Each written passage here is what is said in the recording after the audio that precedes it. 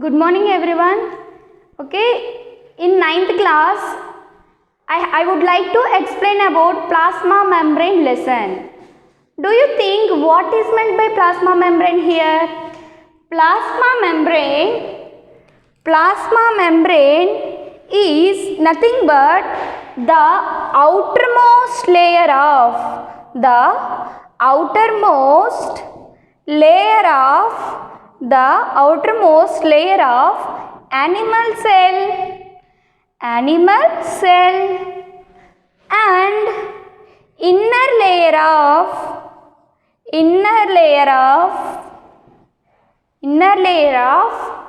cell wall inner layer to cell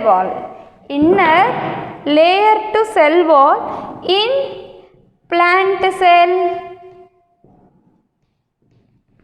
Okay, so in case of plant cell plasma membrane is present, in case of animal cell also plasma membrane is present, but in case of animal cell the outermost layer is called as plasma membrane, but in case of plant cell the outermost layer is cell wall.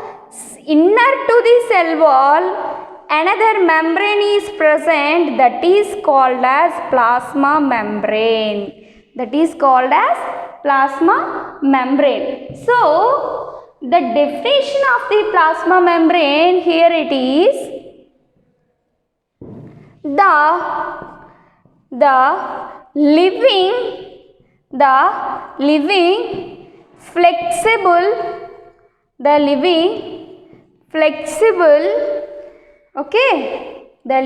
flexible and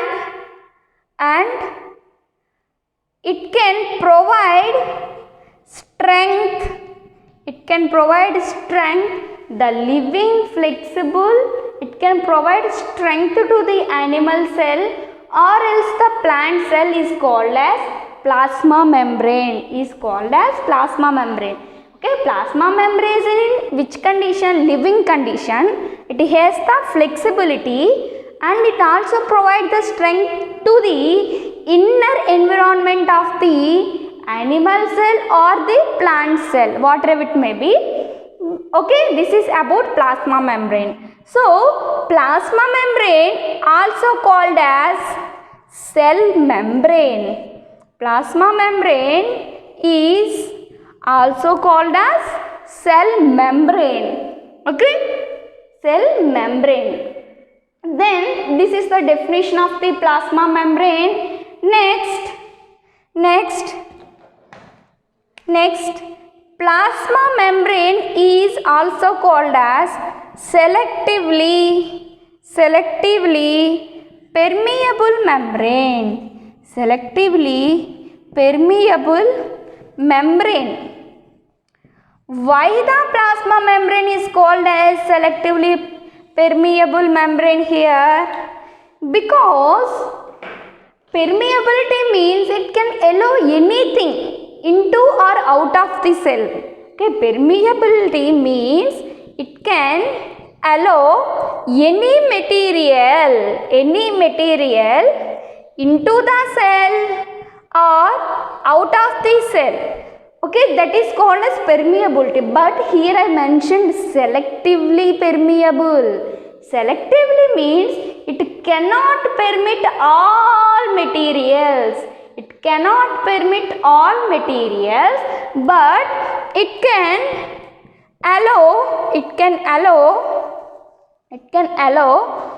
some selected materials only. It can allow some selected materials only. The plasma membrane will allow the materials into the cell and out of the cell. So plasma membrane is called as selectively permeable membrane. Okay, then moment of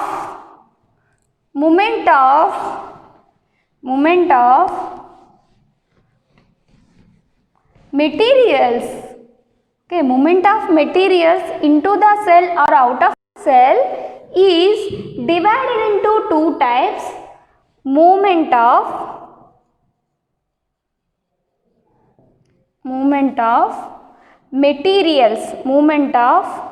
materials, okay, divided into two types. Those are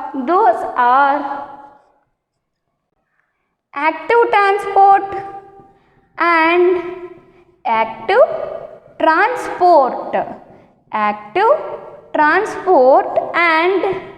passive transport. Okay, here what is meant by active transport and passive transport? Passive transport means there is no providing energy. There is no need to provide energy like ATP or NADPH There is no need to provide energy to transport. For what? To transport materials.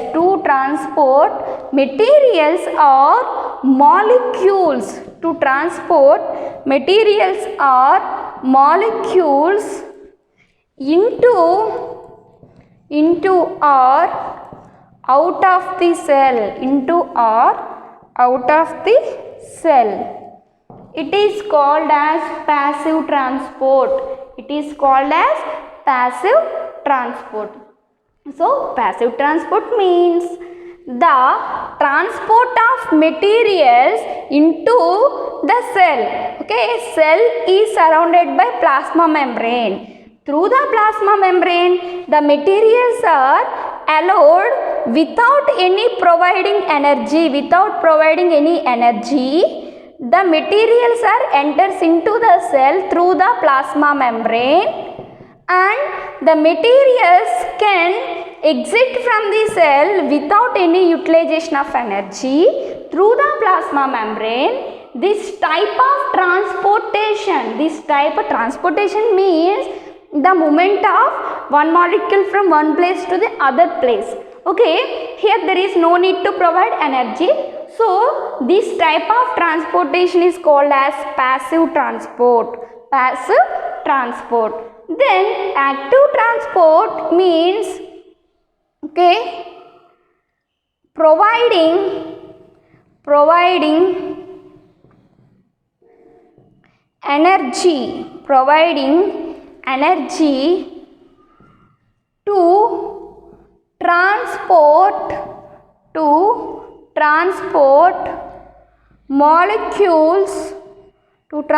molecules or ions or materials. This type of transport is called as active. If the energy is present, transportation is called as active. If no energy is provided, it is called as passive transport. Is it clear, students?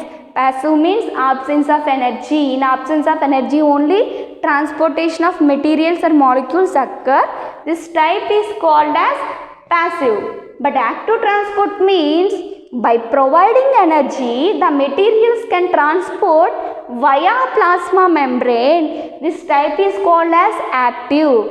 So, what are the materials can transported through the plasma membrane in case of passive transport and active transport? Or the materials like glucose, okay, the materials like glucose and oxygen are transported through passive transport. So allowing of glucose into the cell and exit of glucose from the cell is not involved with the energy. So it can easily move forward. It can easily into the cell. It can move easily out of the cell. And oxygen also capable to enter into the cell. Okay, then active transport involves sodium and potassium pump. Pump means continuous flowing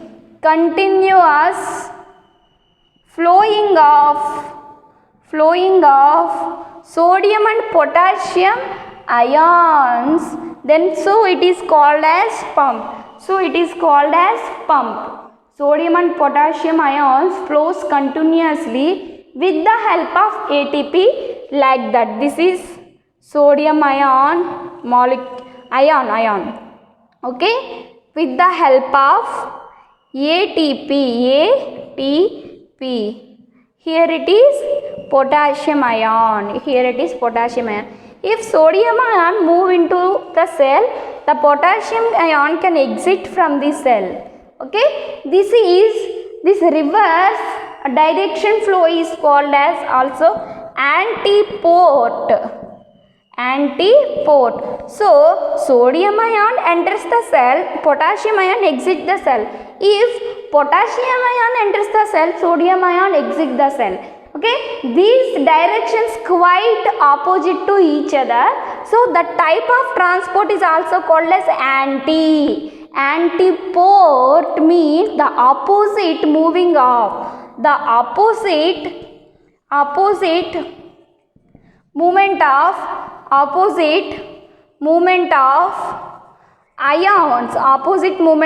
ions. Okay, so active transport includes sodium and potassium pump. That means in the presence of ATP is the energy molecule. In the cell. So now we have to discuss about structure of plasma membrane.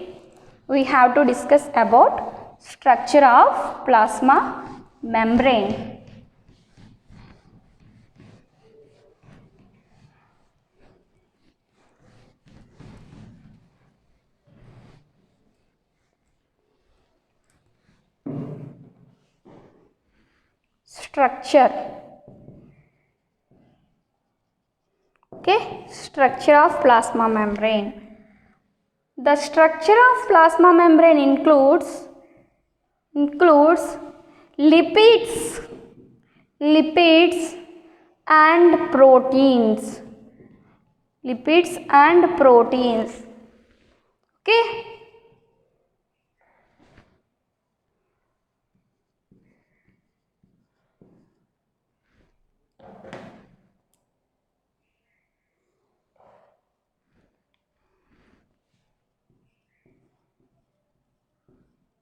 please draw this diagram, students.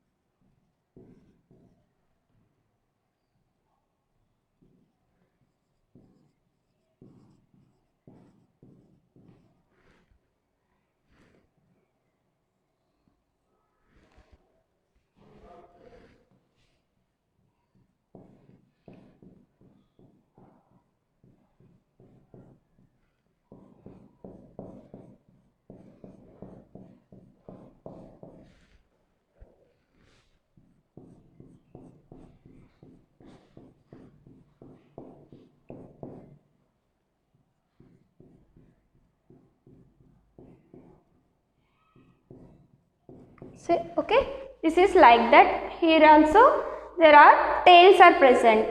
These materials included with lipids. Okay, these are made up of with lipids. Phosphobilipid layer.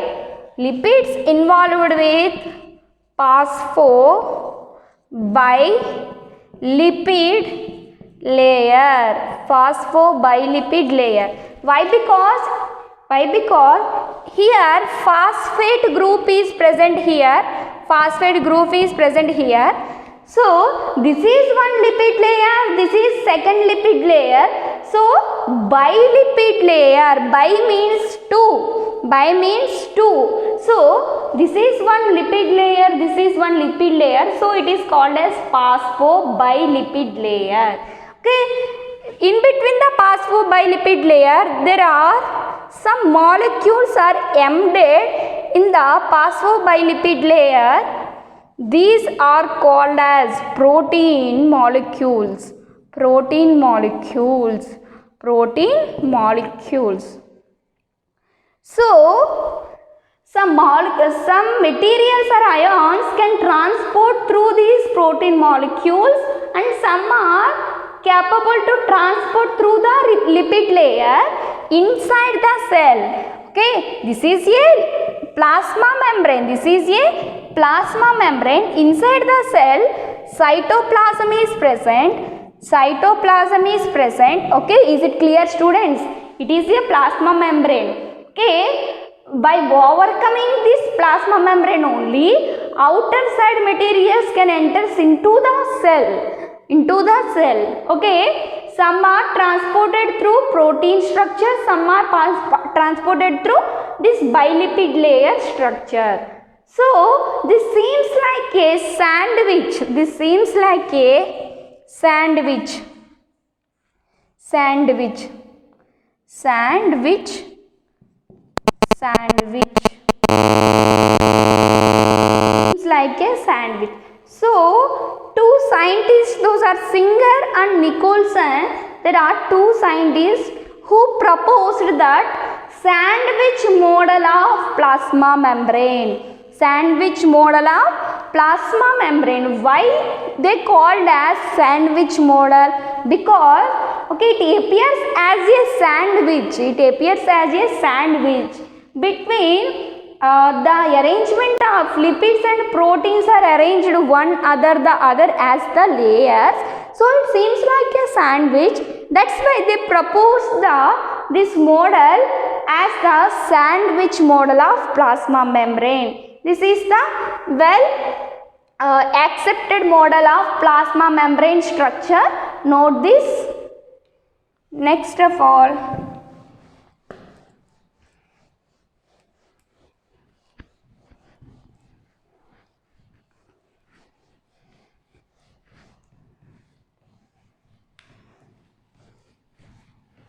next one, the substances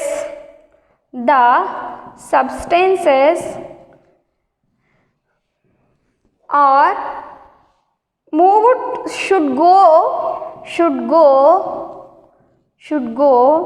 into the cell and out of the cell. Okay, we want to discuss about this table. Okay, the substances includes oxygen, glucose, water, okay, proteins and minerals,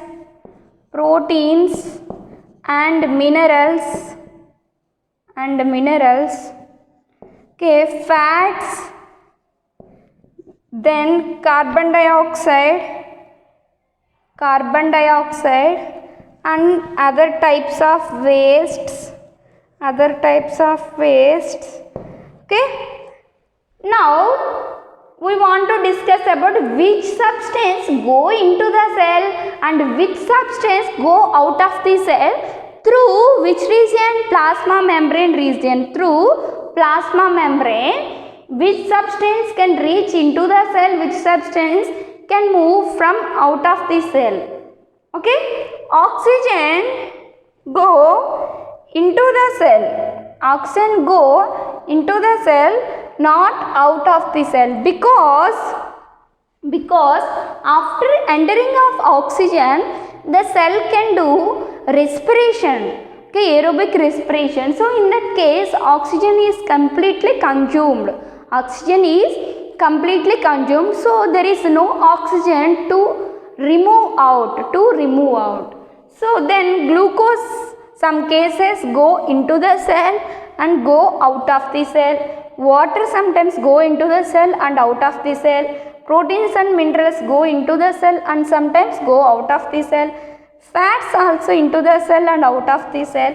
Here carbon dioxide not enters into the cell, but it is an excretory product, so it can go out of the cell along with some waste like urea, uric acid, creatinine, ammonia,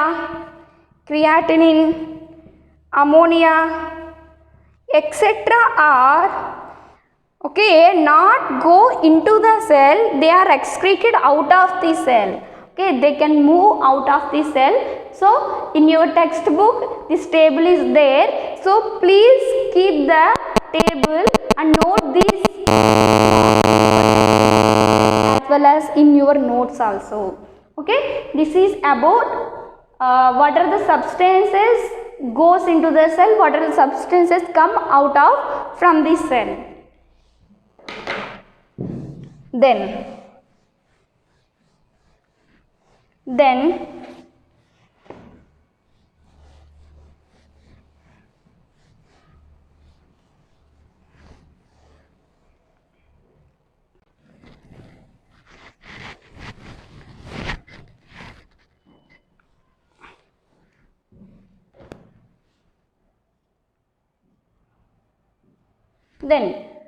now we are going to discuss about what is solution, what is solute, and what is solvent here. Okay, solution nothing but the combination of both solute and the solvent, it is called as solution. The combination of solute and the solvent is called as solution. So here we can say that the solid part may be the solute, the liquid part may be the solvent. But in your intermediate you will get the lesson in your chemistry, that is solutions. There you will learn about different states of solute and different states of solvent. But here in your 9th class you just assume that solute is in solid state, solvent is in liquid state. Okay, but different states of, that means gaseous liquid state of solutes and solid and liquid states, gaseous states of solvents also there. So you will discuss in your chemistry in your intermediate. So you have to assume that here only solute is in solid state, solvent is in liquid state. So now to make a solution, what will we do? Take a solvent which is in liquid form and add some solute particles into the solvent. After dissolving of the solute particles into the solvent, the mixture becomes as solution. So the mixture of solute and the solvent, it is called as solution, students. Is it clear to all? Okay. Then based upon the number of solutes present in the solvent, the solutions are categorized into 3 types: hypertonic solution, and hypotonic solution, and isotonic solution. Okay, step by step we will learn here hypertonic solution means the solute having more in number when compared to solvent. Okay, so if the solvent having 100 molecules and solute having 150 molecules or more than that, so then concentration will increases. Why? Because here solid particles are more than the liquid, so concentration will increases. That's why that type of solution is called as hypertonic solution.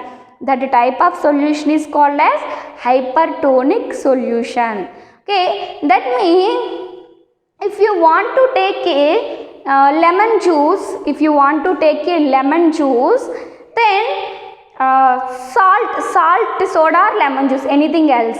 If you make it, take 1 glass of water and 1 piece of lemon slice and 1 spoon of salt is enough to make the lemon juice. But if you add 3 spoons of salt when compared to 1 spoon of salt, okay, what is correct solution? That means the solution is very tasty. Okay, compare these two solutions. One solution is very tasty, that is first made solution. That means a glass of water, 1 slice of lemon and 1 spoon of salt is enough to make a juice. But here in the second case we added 3 spoons of salt instead of 1 spoon. Okay, in that case the solution becomes much salty. Okay, the juice becomes much salty. Okay, in that case the type of solution is called as hypertonic solution.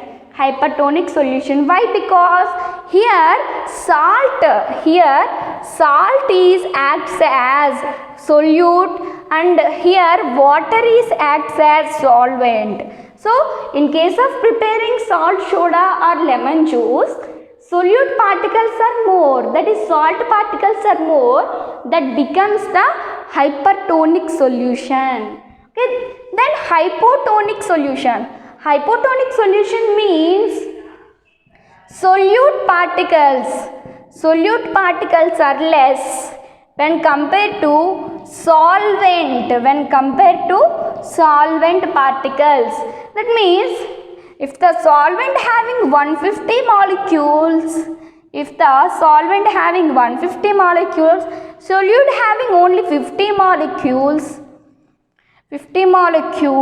so this type of solution is called as hypotonic solution. In that case the solvent have more amount. Okay, for example, take tea as an example.